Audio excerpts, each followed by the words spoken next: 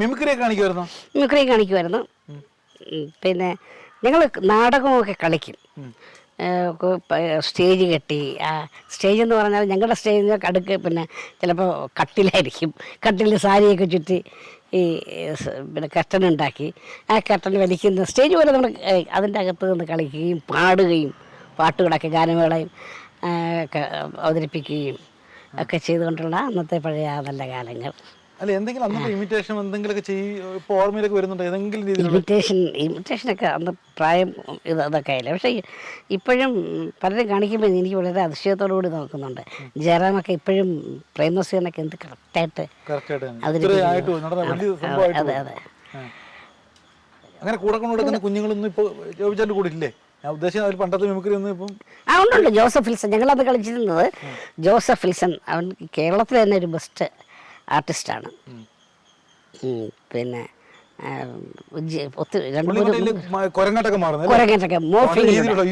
മോർഫിങ്ങിലൂടെ ഇങ്ങനെ മാറുന്നത്. അതെ അതെ അതെ, ഗംഭീര സാധനമാണ്. അവന് പ്രകൃതിയിലെ എല്ലാ ശബ്ദങ്ങളും ഈ കേൾക്കുന്നതെല്ലാം അവൻ പെട്ടെന്ന് അവതരിപ്പിക്കും. ചെവി ഇതായിപ്പോയി, കേട്ട് ഈ പറഞ്ഞ് ഈ ചെവിയുടെ ഇത് പൊട്ടിപ്പോയി. അങ്ങനെ അവൻ ഒരു ചർച്ചില് ഒരു ഒറ്റയ്ക്ക് പാടുന്ന ഒരാള് എന്നിട്ട് പാടും കേട്ടോ. പാടിയിട്ട് അത് ഈ ഗായക സംഘം 10,000-10,000 പേര് റിപ്പീറ്റ് ചെയ്ത് പാടുന്നില്ലേ, അത് കോറസ്. ഈ കോറസ് എന്ന് പറയുന്ന മറ്റേ ആളുടെ ഇത് ഫ്രണ്ടിൽ നിൽക്കുകയും ഈ കോറസ് ഇങ്ങനെ ബാക്കിൽ നിന്നുകൊണ്ട് ഈ പാടുന്ന, ബാക്കിൽ അതിനെ അനുഗമിച്ച് പാടുന്ന, അത് അത്രയും പേര് ഉണ്ടോയെന്ന് തോന്നുന്നു നമുക്ക്. ഒരിക്കലും ഞങ്ങൾ ഗൾഫിൽ പോയപ്പോൾ ഭാനുപ്രിയ ചോദിച്ചു, ഉങ്ക ഉള്ളിൽ എത്ര പേർ ഇருக்கு? കാരണം ഇത്രയും 10,000 പേര് ഒരുമിച്ച് പാടുന്നവരെ തോന്നും. ഉള്ളിൽ എത്ര പേർ ഇருக்கு? അവൻ പറഞ്ഞു, ഒരാളതാ ഇருக்கு എൻ്റെ കടവുള്ളേ. അപ്പൊ ഇങ്ങനെയുള്ള വലിയൊരു യൂണിവേഴ്സിറ്റി ഒക്കെ പഠിച്ചിട്ടാണ് ജോബിച്ചാൻ രംഗത്ത് ഇറങ്ങുന്നത്. ആരെങ്കിലും അനുകരിക്കാറുണ്ടോ? അതല്ല, ഈ സ്വാധീനിച്ചിട്ടുണ്ടോ? ഇല്ലില്ല, അങ്ങനെയില്ല. നമ്മൾ ഇതുമായിട്ട് ഞാൻ കൂടുതലും ഞാൻ പറഞ്ഞല്ലോ നാടകമായിട്ടൊക്കെ ഉള്ളൊരു ബന്ധമാണ്. അപ്പോൾ അത്തരം സങ്കേതങ്ങളുമായിട്ടായിരുന്നു കൂടുതൽ ഇഷ്ടവും ആ ഒരു പോക്കും. അനുകരണം ഒന്നും അത്ര വലിയ ഇതായിട്ടൊന്നുമില്ലായിരുന്നു. എങ്കിലും സിനിമയിൽ നല്ലൊരു സൗഹൃദം ഉണ്ടാക്കിയെടുക്കാൻ പറ്റുന്നുണ്ട്. എല്ലാവർക്കും ജോബിച്ചാൻ ഇഷ്ടമാണ്, എല്ലാവർക്കും അറിയുകയും ചെയ്യാം. എല്ലാവർക്കും പിന്നെ സൂപ്പർ സ്റ്റാറുകൾ എല്ലാവരും തന്നെ വലിയ കാര്യമായിരുന്നു എന്നുള്ള കാര്യമാണ്. കാര്യമായിരുന്നു എന്ന് പെട്ടെന്ന് പറയാൻ കാരണം ഞാൻ ശ്രീനിവാസനെ പെട്ടെന്ന് ഓർത്തുപോയി. അദ്ദേഹത്തിൻ്റെ ഒരു സിനിമയിൽ അഭിനയിക്കാൻ പറ്റി. അദ്ദേഹമൊക്കെ വലിയ ഇഷ്ടത്തോടു കൂടിയായിരുന്നു എന്നെ കണ്ടത്. നെടുമുടി വേണു കൂടെ അഭിനയിച്ച കുറേ പേരെ ഞാൻ ഇങ്ങനെ ആലോചിക്കുകയാണ്. അദ്ദേഹത്തിന് അച്ചുവേൻ്റെ വീട്ടിൽ ആദ്യമായിട്ട് അദ്ദേഹമായിട്ടാണ് ഫേസ് ചെയ്യുന്നത്. ഞാൻ ആദ്യമായിട്ട് ഫേസ് ചെയ്യുന്നത് പിന്നെ എന്താണ് ഒരിതിൽ വരുന്നത് ആദ്യം ക്ലോസ് ആയിരുന്നു എൻ്റെ. അത് കഴിഞ്ഞിട്ട് ഞങ്ങൾ രണ്ടുപേരുമായിട്ടുള്ളൊരു ഇതായിരുന്നു. തിലകൻ ചേട്ടനായിട്ട് എനിക്ക് അഭിനയിക്കാൻ പറ്റിയിട്ടുണ്ട്. പിന്നെ KPC ലളിത അദ്ദേഹം ചേച്ചിയായിട്ട് സ്റ്റേജിൽ ഞാൻ പിന്നെ കോവിഡിൽ ഞങ്ങൾ ഒരുമിച്ച് ഒരു ചൊൽക്കാഴ്ച, ഒരു നാടകം, സ്കിറ്റൊക്കെ കളിച്ചു. അവർ ഇതിലെ നിൽക്കുമ്പോൾ അതൊരു വലിയ പാഠമല്ലേ, ഇതിൽ നിൽക്കുന്നത് തന്നെ വലിയൊരു പാഠമാണ്. ഇല്ലല്ലേ, നമ്മുടെ അടുത്ത് അങ്ങനെയൊന്നും അല്ലല്ലോ. നമ്മുടെ അടുത്ത് വളരെ ഇഷ്ടത്തോടുകൂടി നിൽക്കുകയാണ്. എന്നോട് ആരും അങ്ങനെ ഒരു പേടിക്കേണ്ട അവസരം എനിക്ക് ഒരിക്കലും വന്നിട്ടില്ല. കാരണം അവർ നമ്മളോട് വളരെ ഇഷ്ടത്തോടു കൂടിയാണ് ലാലേട്ടനുമായിട്ട് അഭിനയിക്കുമ്പോഴും. മോഹൻലാലോട്ടൊക്കെ ഉള്ളൊരു ബന്ധം എന്ന് പറയുമോ? അഭിനയിക്കുമ്പോൾ മാത്രമല്ല, അല്ലാതെ ഞങ്ങൾ വളരെ ഒന്നാമത് ഞാൻ അമ്മയിൽ മെമ്പറാണ്. വലിയ ഇപ്പം ഞാൻ അമ്മ മരിച്ചപ്പോഴും പോയിരുന്നു. പിന്നെ എറണാകുളത്ത് ഞാൻ താമസിച്ചിരുന്നപ്പോൾ എൻ്റെ നൈബറായിരുന്നു. എപ്പോഴും പിന്നെ വരുമ്പോഴൊക്കെ വിളിക്കും അങ്ങോട്ട് വീട്ടിലോട്ട് ചെല്ലാനായിട്ട്. അത്ര വലിയ കാര്യമായിരുന്നു. പിന്നെ ഈ സിനിമയിൽ അഭിനയിക്കുമ്പോൾ വാമനപുരം ബസ് റൂട്ടിൽ പിന്നെ രസകരമായൊരു സംഭവം എന്ന് വെച്ചാൽ 2 ദിവസം കഴിഞ്ഞിട്ട് അവിടെ 2 ദിവസം കഴിഞ്ഞിട്ട് ഞാൻ അടുത്ത് പിന്നെ എന്നെ കൊണ്ട് ഹോട്ടലിലേക്ക് വിടാൻ നേരത്തെ പറഞ്ഞു, ഇപ്പോൾ ഇവിടെ നിന്ന് ബാഗ് എടുത്തേക്ക് നമ്മൾ വേറൊരു ഹോട്ടലിലേക്ക് മാറുകയാണ്, പിന്നെ ലാലേട്ടനൊക്കെ താമസിക്കുന്ന ഹോട്ടലിലേക്ക്. ലാലേട്ടൻ പറഞ്ഞു അത്രേ നമ്മളെല്ലാവരും ഞാൻ ആ ഹോട്ടലിലേക്ക് ഷിഫ്റ്റ് ചെയ്യിക്കാനായിട്ട്.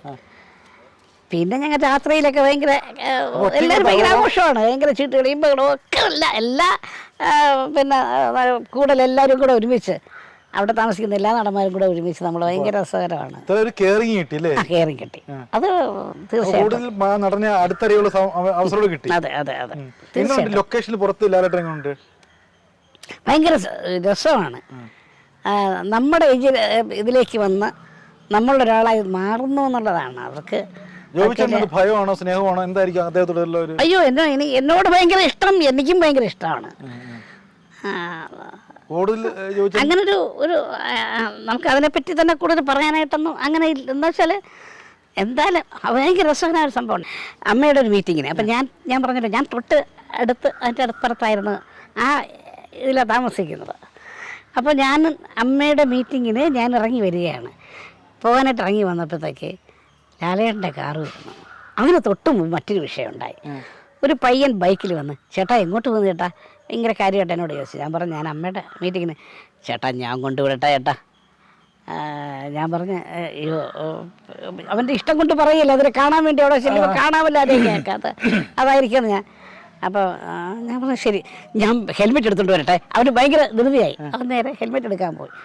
അപ്പം അവൻ ഹെൽമെറ്റ് എടുത്തുകൊണ്ട് വരാൻ വേണ്ടി ഞാൻ വെയിറ്റ് ചെയ്യാറ് റോഡിൽ. ലാലേട്ടൻ്റെ കാറ് വരുന്നു, ഫ്രണ്ടിൽ വരുന്നു. നിർത്തിയിട്ട് എൻ്റെ അടുത്ത് ചോദിക്കുക, അങ്ങോട്ട് തന്നെയല്ല? ഞാൻ പറഞ്ഞാ കയറിക്കോ. ഞാനിങ്ങനെ ഒരു നിമിഷം അന്തം ആലോചിച്ചു, മറ്റേ ഹെൽമെറ്റ് കൊണ്ടുവരാൻ പോയിരിക്കുകയല്ലേ. ഞാൻ പറഞ്ഞ എനിക്ക് വേറെ അത്യാവശ്യമുണ്ട്. ശരി, അത് കഴിഞ്ഞിട്ടാണ് വരുന്നുള്ളൂ അങ്ങോട്ട്. ഇവൻ വന്നു, ഞാൻ ഈ ഗാർഡൻ പോയതും ഇവൻ വരുമ്പോൾ ഒരുമിച്ചായിരുന്നു. ഞാൻ ബാക്കപ്പ് അതേ കാണുകയും വരുന്നത്. ഞാൻ കുറിച്ച് ലാലേട്ടനാ പോയത് കൂടെ ഇവൻ വെച്ച് പിടിക്കുകയാണ്. ഞാൻ നിർത്ത് ചെറിയ മഴയും ഉണ്ട് കേട്ടോ. അതിനിടയ്ക്ക് മഴയും വന്നു. ഇതൊന്നും നനഞ്ഞുകൊണ്ടാണ് മര്യാദയ്ക്ക് അതിനകത്ത് ഇത്രയും അതായത് പോകാമായിരുന്ന അവസരമാണ് ഞാൻ. അതെ അതെ. അപ്പോൾ അവിടെ ചെന്ന് ഞാൻ പിന്നെ അകത്ത് കയറി ചേട്ടൻ ഇറങ്ങി വന്നിട്ട് ഉടനെ തന്നെ കാണുകയും ചെയ്തു. ഞാൻ വിളിച്ചതല്ലേ, എപ്പോഴെന്ത് പറ്റി? കാരണം ഉടനെ എത്തിയല്ലോ. അപ്പം പിന്നെ സുരാജ് ചോദിച്ചു എന്താണ്? സുരാജ് നമ്മുടെ കൂട്ടുകാരെല്ലാം ഇരിക്കുക. ഞാൻ ലാലേട്ടൻ ഇതിനകത്ത് വിളിച്ചതാണ്. അതിനകത്ത് കള്ളക്കളോ ഇതാണ് നിങ്ങൾക്ക് ഒരു ചാൻസ് കിട്ടാതെ പോണത് കളിയാക്കി അവരൊക്കെ പറയണം. പക്ഷെ ഞാൻ ആലോചിക്കുക, നമുക്ക് അവൻ്റെ ഒരു മാനസിക വികാരം എന്തായിരിക്കും അവൻ എന്നുള്ളത് വിചാരിച്ചിട്ടാണ് ഞാനത്. സാധാരണപ്പെട്ട ആരും അങ്ങനെ ചിന്തിക്കത്തില്ല. ലാലേട്ടനെ പോലുള്ള വിളിക്കും ചാടിയ കയറും, പിന്നെ അപ്പൊ അങ്ങനെ ഒരു ചിന്തിക്കാനുള്ള ഒരു മനസ്സില്ല നമുക്കതിന്. പിന്നെ നമ്മളെ ആ ഒരു കാര്യം എനിക്ക് കിട്ടുന്ന അതിനേക്കാൾ വലുതായിട്ടൊരു സംഭവമാണ് അവന് കിട്ടാൻ പോകുന്നത്, അവനവരെ കാണാൻ പോകുന്നത് എന്ന് വിചാരിച്ചു. അപ്പൊ അങ്ങനെ മോഹൻലാലോട്ടൊരു ബന്ധം സ്ഥാപിച്ചു. അല്ല പിന്നെ ആ സിനിമ അല്ലാതെ തന്നെ പിന്നെ ഡെയിലി ഞങ്ങൾ കാണുമല്ലോ.